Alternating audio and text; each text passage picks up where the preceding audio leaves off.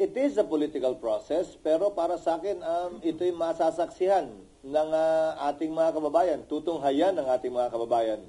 At malaki ang papel na gagampanan ng public opinion naman talaga dito. At yan ang tinatawag na political process siguro. Pero maging ganun pa man, siguro sabay-sabay tayo, impeachment judgment or mga kababayan natin na manonood sa pagdinig.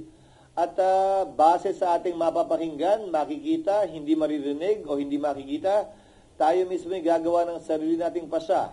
At dahil political process nga ito at mga politiko ang tatayong umuupo bilang hukom, sinong politiko ang kilala mo na sumusuwag ika nga sa public opinion, lalo na sa panahon ng halalan? Okay. Sir, saan ka natugunan ko yung iyong katanungan? Sir, Bagaman mahaba. Sir, yung normal course of events na hindi kayo pwedeng mag-impeachment trial dahil naka-adjourn yung session. Pero according to Senate Minority Leader Coco Pimentel, may tinatawag siya na extraordinary situation na pwede niyong i-waive yung rules at kung acceptable to everyone, pwede pa rin kayo mag-conduct na impeachment trial kahit naka-break ang session. Pwede na, gaya ng sinabi ko, ginawa yan noong panahon ng impeachment ni dating Chief Justice Renato Corona.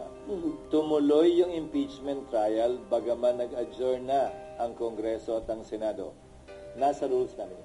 Hindi na kailangan maging extraordinary pa. Pero ulitin ko, kailangan na simulan at sinimulan ang trial ng may sesyon dahil kailangan mag-convene ang impeachment court ng may sesyon.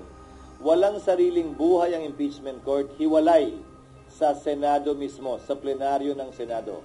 Kinakailangan ng plenaryo ng Senado para masimulan ang impeachment court.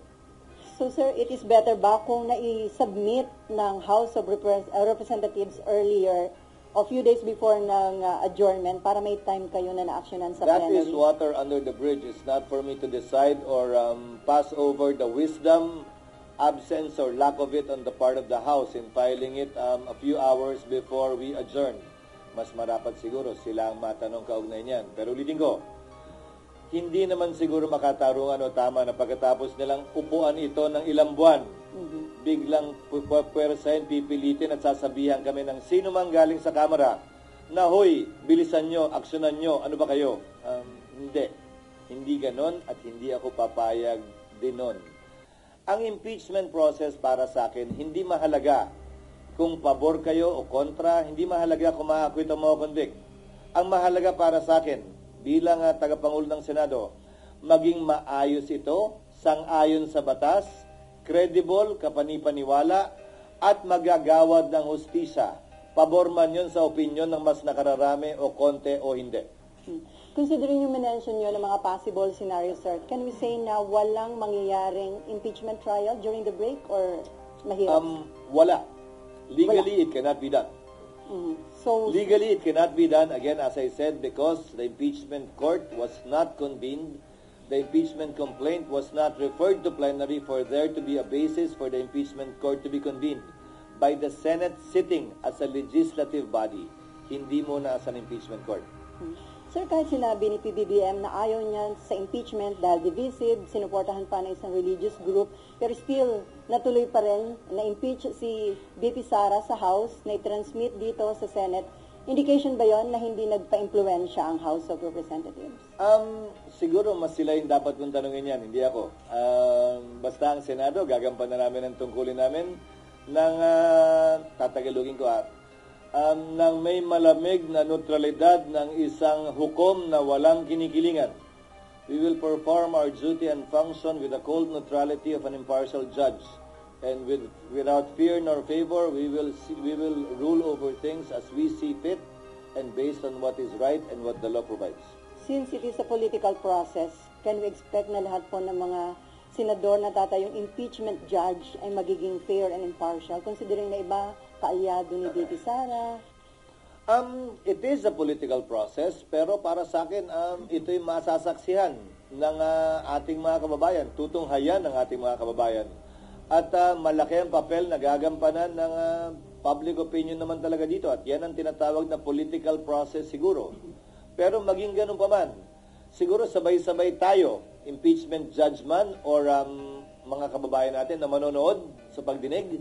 At base sa ating mapapakinggan, makikita, hindi maririnig o hindi makikita, tayo mismo ay gagawa ng sarili nating pasya. At dahil political process nga ito at mga politiko ang tatayong umuupo bilang hukom, sinong politiko ang kilala mo na sumusuwag ika nga sa public opinion, lalo na sa panahon ng halalan. So, inimbento talaga itong sistemang ito na nagsulat ng ating saligang batas para ganito naman talaga. Hindi para maging sobrang hiwalay, ika nga, sa opinion ng publiko kaugnay sa bagay nito dahil politiko din naman ang hinuhusgahan. From Myla muna, although para nabanggit niyo na, kung after election magko-convene yung impeachment court, tapos limited na yung time ninyo, carry over yun kung bago na yung composition ng mga senador at kongresista sa 20th Congress? Iyon ang aking paniniwala. Bakit? Ang Amerika kung saan natin kinopya yung ating sistema ng demokrasya at Republican government, yung kanilang Senado, sa pagkakaalam ko, 1/3 lamang ang hinahalal at any one time. May naiiwang 2/3 pa rin. Kaya pwede mong sabihin, continuing body talaga yung Senado. Ang Senado ng Pilipinas, 12.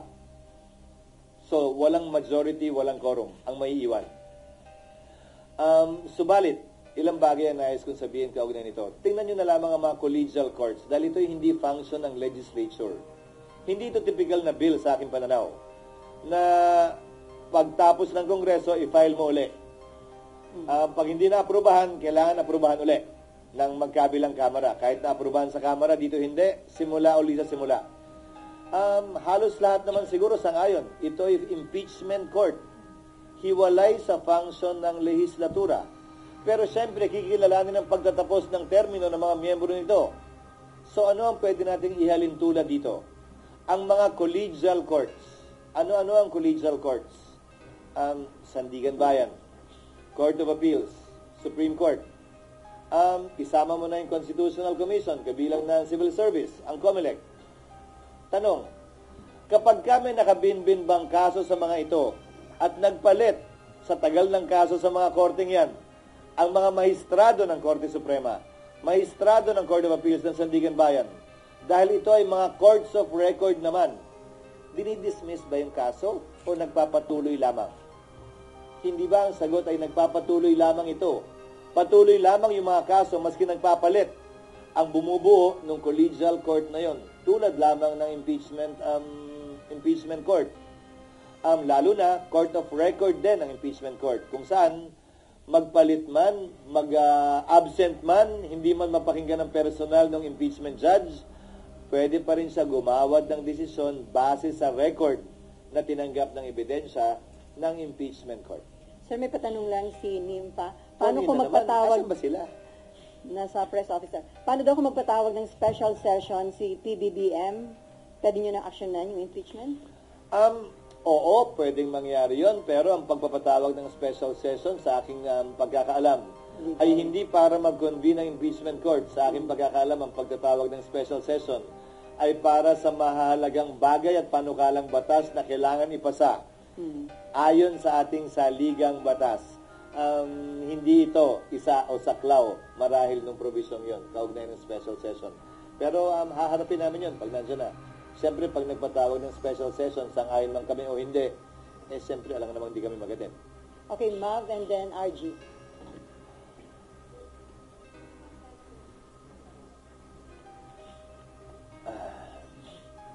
Sir, meron pong mga re-electionist senators na nag-raise na ng concerns na hindi nga raw sila makakampanya kapag araw po nagkaroon ng hearing during the break. Was that part of the consideration? No. Again, we did not talk about that. Nobody discussed that with me, that particular concern. Again, because no caucus was held about it for the simple reason that I don't want to presume that things will happen before it happens. Mukha naman kami masyadong excited, di ba, na, ayun na, bukas, nandiyan na, liga, meeting tayo. No, we did not do that. We had a lot of work to do trying to rush pieces of legislation that I'm sure you don't want to ask about anymore and will not talk about given the impeachment na mahalaga din naman na makabuluhan at may malaking impact sa ating ekonomiya at bansa. Okay, RG. At teka, follow-up lang dun sa kay Senator Bato. So, may Si basis... Senator Bato ba? Some senators lang ang sabi ni ma'am. Pero isa si Senator Bato na parang concern niya, parang talo sila o lugi kasi hindi sila makakapag-ikot habang ibang senatorial candidates makakapag-ikot. Actually, again, May basis yung concern. not necessarily. Tandaan mo, maraming senador maraming kongresista ang sumikat sa impeachment at naging senador. Maraming mga senador na nagre-elect din base sa impeachment. So, depende. Dahil nakatutok ang lahat ng buong sambayanan doon, ayaw mo nun, di ka na mag-iikot. Kung yun talaga yung pakay mo, meaning, so, depende. Sagot ko ron, depende. Pero ulitin ko, hindi namin napag-usapan. But it can make or break re-elections. Well, definitely. Pero it's a platform, it's an opportunity. Saan ka makakakita ng live na teleserye tungkol sa tunay na buhay ng tao na hindi susubaybayan? Nasa sayo na lang kung yung karakter mo ba'y kontrabida ron o bida. At wala pang bayad, free. Isa pa yun, walang bayad. RG,